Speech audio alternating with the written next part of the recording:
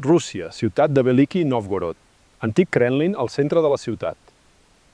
Es va fer una rasa defensiva al voltant del Kremlin. L'aigua ha de fluir per aquesta rasa, però fa temps que no hi ha aigua aquí. Van quedar petits bassals. No hi ha aigua en tot el llac de la rasa al costat de la ciutat. Una mica d'aigua entra després de fortes pluges i a la primavera, quan la neu es fon. Així, la rasa no és un obstacle per a l'enemic i no té cap significat de fortificació. Tingueu en compte que el fossat té un fons pla. El fossat de l'antiga fortalesa no està ple d'aigua, com que el fons de la rasa es troba més alt que el riu Volkhov, que flueix a prop. L'aigua no pot omplir el fossat. L'aigua no pot fluir cap amunt. Aquest és el nivell del fons del fossat de la fortalesa. I aquí hi ha el nivell de l'aigua del riu. La diferència de nivells és clarament visible.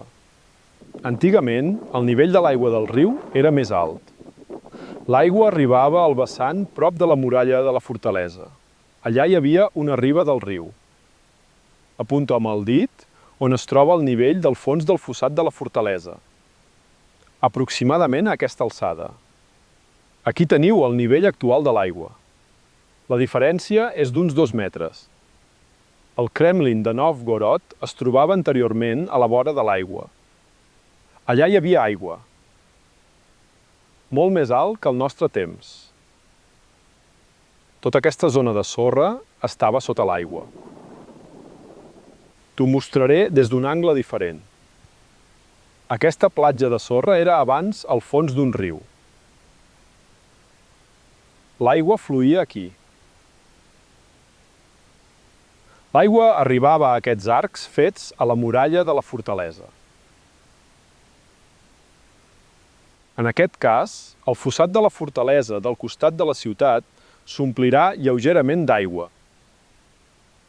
El Kremlin de Veliki Novgorod es va construir a un nivell d'aigua diferent, però aleshores la quantitat d'aigua va disminuir significativament. Aleshores el fossat de la fortalesa es va assecar.